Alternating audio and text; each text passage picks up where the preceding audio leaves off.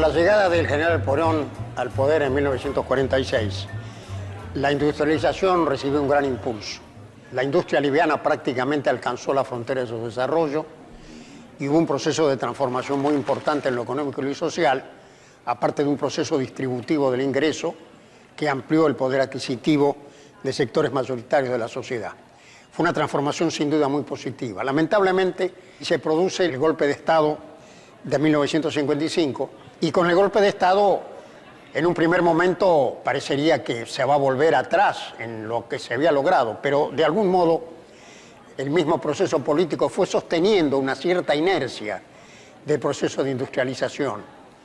Y esto culmina con el golpe de Estado del 76, que concluye con aquella fase de industrialización que con idas y venidas, en la década del 30 bajo el régimen conservador, bajo el fuerte impulso del gobierno peronista, con las ambivalencias pero manteniendo ciertos rumbos después del 55, todo eso que se había logrado en materia de diversificación de la estructura, capacidades técnicas y otra serie de progresos fueron fuertemente golpeados por las políticas regresivas que se instalan a partir de 1976.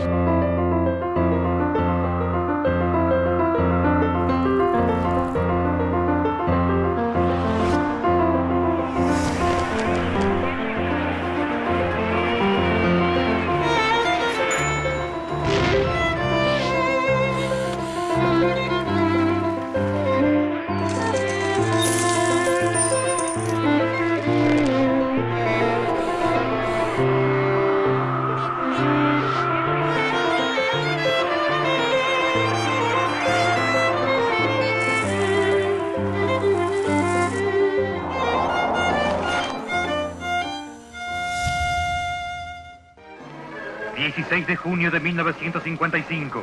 Pasado el mediodía, inesperadamente la silueta de un avión se recorta sobre el cielo.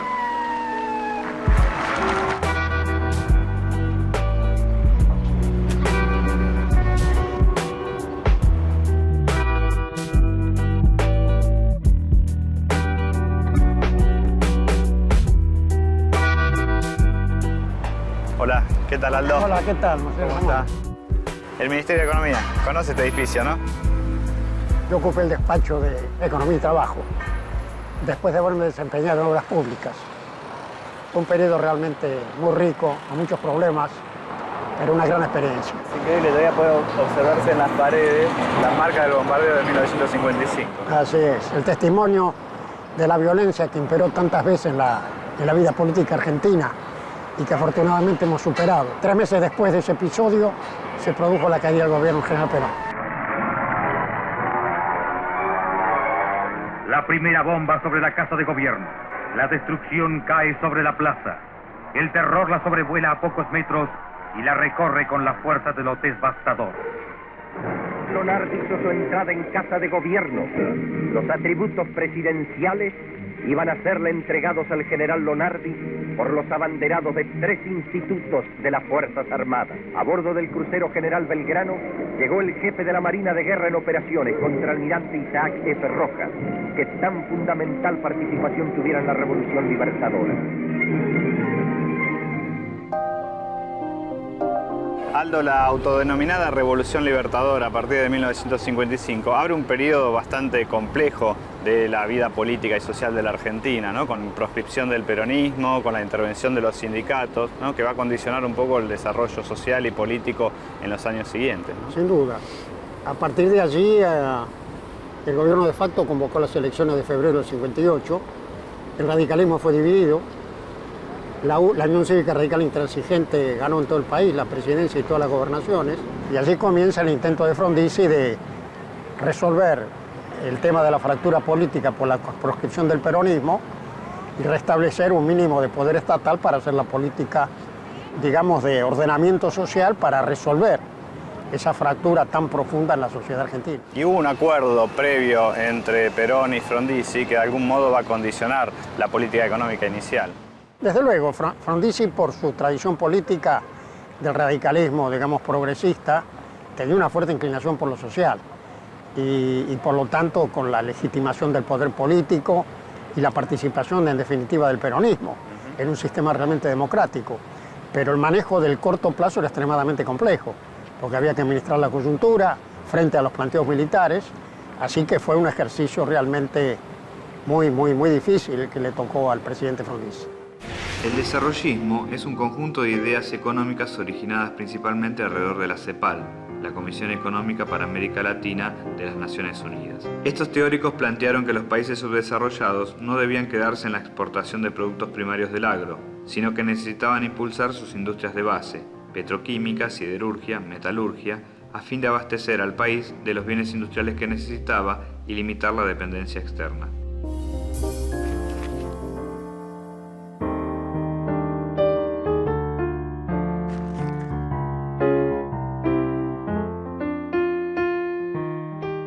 El planteo de Frondizi y de Frigerio, que era su principal asesor, era que era necesario y era correcto realizar un desarrollo muy fuerte de las industrias de base y lograr el autoabastecimiento energético.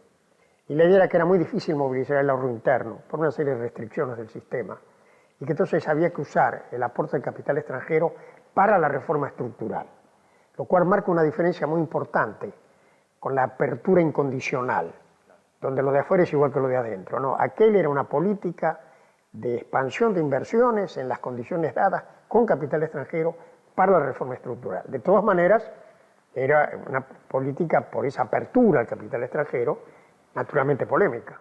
Y comienzan a llegar grandes empresas en sectores específicos, ¿no? En el sector automotriz, en la petroquímica, en la explotación de petróleo, en empresas metalúrgicas.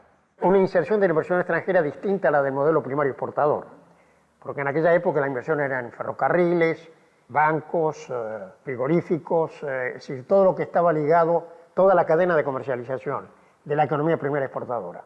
Esta ola de inversiones fue en el sector industrial.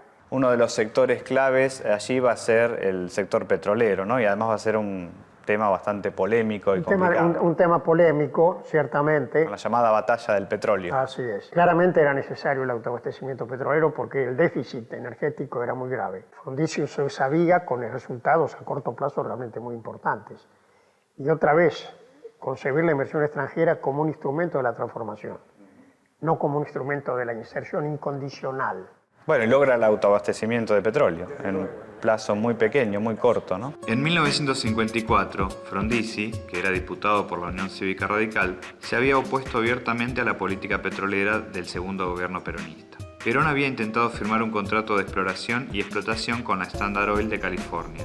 Frondizi expresó entonces, en su libro Petróleo y Política, que YPF no precisaba capitales extranjeros para producir la cantidad de petróleo que el país necesitaba. Pero en 1958, contra todo lo que había sostenido antes, Frondizi permitió el ingreso de grandes empresas extranjeras petroleras a la Argentina.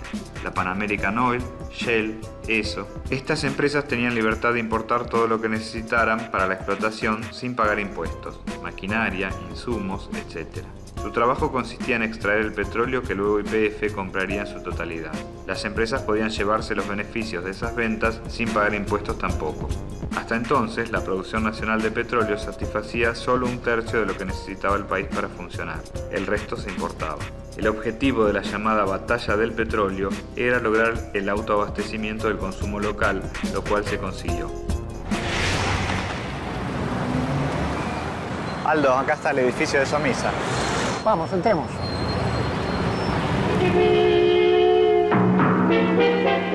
Somisa cumple sus bodas de plata con una alianza de acero con el país, trabajando activamente en el plan 2.500.000 toneladas, creciendo para apoyar decididamente el autoabastecimiento nacional de acero. Somisa no descansa, se expande, porque Somisa es industria de industrias. El acero es un material industrial básico, forma parte de lo que se llama la industria pesada. En el planteo desarrollista de Frondizi, el autoabastecimiento siderúrgico era fundamental. Y en este caso fue a través de una empresa mixta, como fue Somisa. Y este edificio es emblemático porque es el primer edificio inaugurado fue en el 1966, totalmente construido de acero, precisamente con acero de Somisa. Con el acero de Somisa, ¿no? Sí.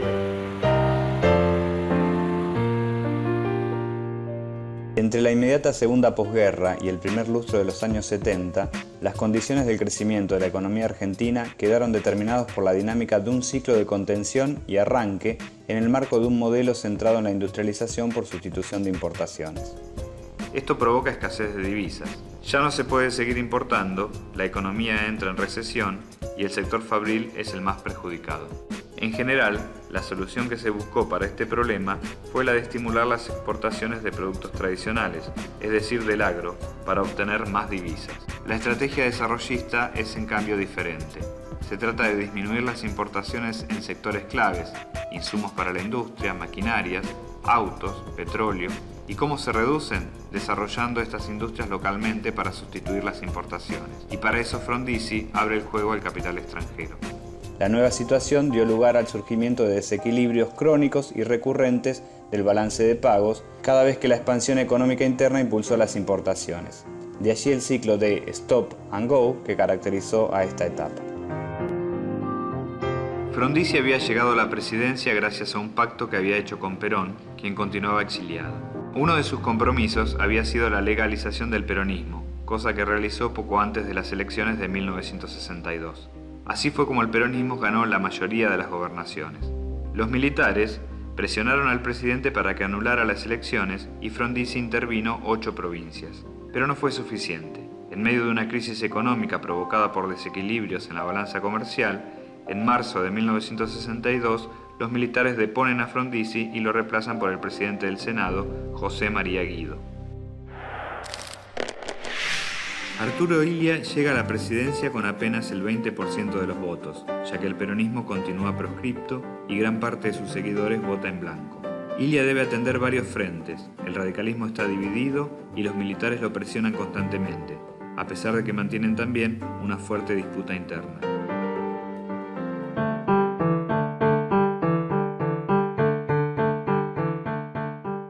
A pesar de que la economía estaba andando razonablemente bien, el conflicto político en la Argentina estaba planteado con toda su crudeza.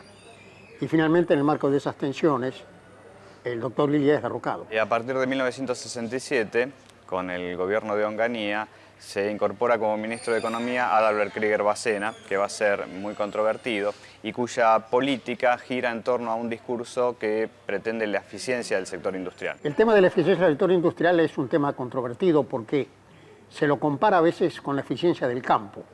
Sucede, sin embargo, que el campo opera con la ventaja relativa de los recursos naturales y la industria no. Y entonces la ausencia de políticas de largo plazo industriales impidieron la madurez suficiente del sistema y por lo tanto su baja capacidad competitiva internacional, independientemente de la ausencia hasta esa época de políticas que fomentaran la exportación de manufacturas. Para resolver el tema de la ineficiencia industrial, Krieger Bacena decide abrir un poco la economía a las importaciones. Ello con la idea de no seguir produciendo bienes para sustituir importaciones a cualquier costo, sino solo los que resulten convenientes. Y otro de los problemas que enfrenta Krieger Bacena es el de la inflación. Pero Krieger Bacena compensa esta situación aplicando retenciones, impuestos, a las exportaciones de productos agropecuarios. Y traslada estos ingresos a otros sectores, al desarrollo de la infraestructura y de la industria. El gobierno puso en marcha un programa de estabilidad sobre la base de la política de ingresos, tratando de ordenar el comportamiento de los salarios, de los precios, de las tarifas de los servicios públicos, incluyendo también el tipo de cambio. Y a partir de allí, desacelerar el crecimiento de los precios.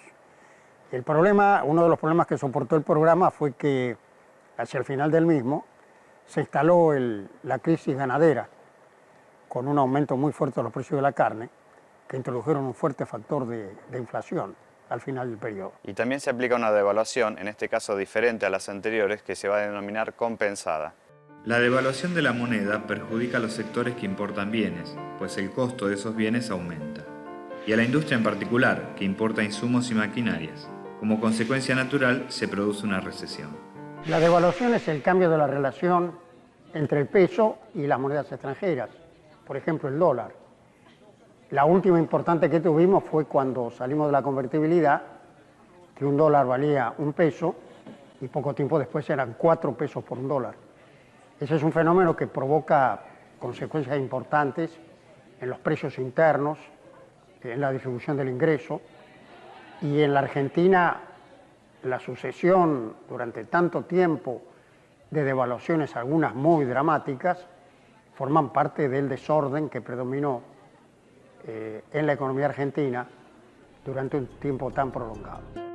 Para ayudar más al sector industrial, Krieger-Bacena disminuye los impuestos a las importaciones y a las empresas que pueden exportar sus productos. De esta manera, el sector fabril se encuentra compensado frente a la devaluación. Como parte del plan de eficiencia del sector fabril, el gobierno cierra algunas empresas muy viejas y obsoletas e interviene para rescatar otras. Es el caso de los ingenios tucumanos, de Siam o la Cantábrica. Muchas de ellas terminan en manos del Estado. No obstante, las políticas de Krieger-Bacena tienen mucho impacto a nivel social y son resistidas por gran parte de los trabajadores. El gobierno de Onganía interviene en sindicatos y universidades y prohíbe toda actividad política. Esto genera en la población focos de resistencia que van adquiriendo gradualmente mayores niveles de violencia. El general Onganía se había propuesto la fantasía de 3 tiempos en el gobierno. El tiempo económico, arreglar la economía, después arreglar la cuestión social, el tiempo social, y finalmente el tiempo político, que era el de retorno a la Constitución. Y la verdad que el tiempo social y político se aceleraron y provocaron ese fenómeno. Y además el gobierno tomó actitudes que multiplicaron la tensión, como fue, por ejemplo, la intervención de las universidades, la famosa noche de los bastones largos, que tuvo un costo enorme, porque provocó el retiro de equipos completos de científicos y de técnicos. Yo mismo había ganado la titularidad de la Cátedra de Política Económica Argentina 3 meses antes y renuncié con una gran cantidad de profesores. Entonces, las tensiones fueron realmente cada vez mayores y finalmente culminaron no solo con la terminación de la experiencia que condujo Krieger-Bacena en economía, sino también con el mismo gobierno de Onganía. Durante su breve mandato, Levingston intentó crear un movimiento político propio, mientras implementaba una política de fuerte corte nacionalista. Para esto tomó distancia del hombre fuerte de la llamada Revolución Argentina, Alejandro Lanusse, quien terminó por deponerlo a 9 meses de su asunción.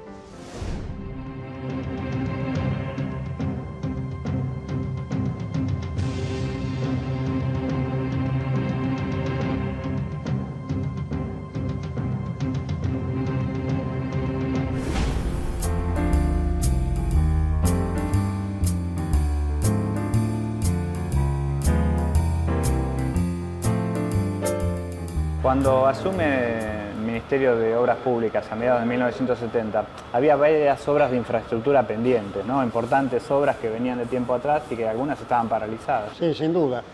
Estaba pendiente los acuerdos con Paraguay por Yacyretá. Por Yacyretá, claro. Con Uruguay por el Salto Grande. Y en ese escenario había un proyecto que había sido muy polémico en toda la década del 60, que venía de mucho antes, como lo hemos estudiado en nuestro libro, el libro que hemos escrito juntos sobre la historia de Zárate Brazo Largo, que era precisamente esta gran obra ferrovial, fundamental para la Mesopotamia. Y para integrar la Mesopotamia al resto del país. Al Mercosur, lógico. Una obra que venía largamente demorada y una licitación que por su complejidad y por la confusión burocrática y la mezcla de intereses privados con el interés público, había terminado en una parálisis. Y por lo tanto, había que replantear la obra. Y efectivamente reformulamos el proyecto, volvimos a licitarlo y 4 meses después se adjudicó la primera parte del proyecto, que fueron los caminos de acceso, y a fin de año los 2 grandes puentes. Y a fin del año 70 ya la obra estaba en marcha. Zárate Brazo Largo, este complejo monumental cuyo costo asciende a $150 millones, se compone de 2 puentes de características similares, con sus correspondientes viaductos y accesos, tendidos a través de los ríos Paraná de las Palmas y Paranaguazú. La longitud de cada puente es de 550 metros y su altura sobre los ríos de 50 metros. Esta obra gigantesca completará la ansiada integración de la Mesopotamia. Plan Nacional de Obras de acuerdo con un país que avanza.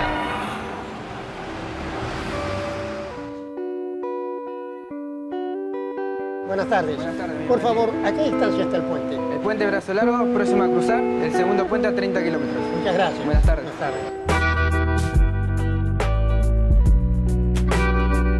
La política de Aldo Ferrer como ministro de Economía es de total apoyo al capital nacional. Propone utilizar el poder de compra del Estado para impulsar las empresas locales. Para eso se arma el Banco Nacional de Desarrollo, con el fin de dar créditos a la industria local. Era un momento en el que, para dejar de depender de los insumos industriales importados, había que impulsar grandes empresas con economías de escala, como celulosa y papel, aluminio, siderurgia, petroquímica. Para eso había que armar fondos específicos. No eran empresas estatales, pero el Estado tenía una participación importante. Son los últimos proyectos importantes de industrialización en Argentina hasta la actualidad. La ampliación de Dálmine, de Acindar, Somisa, Aluar, Papel Prensa, Petroquímica General Mosconi, Petroquímica Bahía Blanca. Proyectos grandes que son lentos y que va a recoger el peronismo de 1973. Lo notable de todo el periodo es que pese a esta gran conflictividad política, la economía argentina tiene un desarrollo relativamente moderado, pero bastante bueno, al menos entre 1964 y 1974. Es la etapa de oro del desarrollo industrial de la Argentina, sobre todo en el sector industrial, ¿no? Sí. Donde las exportaciones industriales van acompañando a las exportaciones tradicionales, hay una mayor integración del sector industrial y algunos avances tecnológicos también importantes, ¿no? Sí, algunos desarrollos muy fuertes, la energía nuclear. Realmente es un hecho asombroso, como acabamos de ver, que en el marco de esa conflictualidad política, social, en el marco de gobiernos de facto, la economía mantuviera un impulso importante. Habían comenzado a madurar inversiones anteriores, sobre todo del periodo de Frondizi, y la economía estaba realmente en las vísperas de dar el salto a la formación de una economía industrial avanzada. Eso, como después veremos, se frustró en el 76.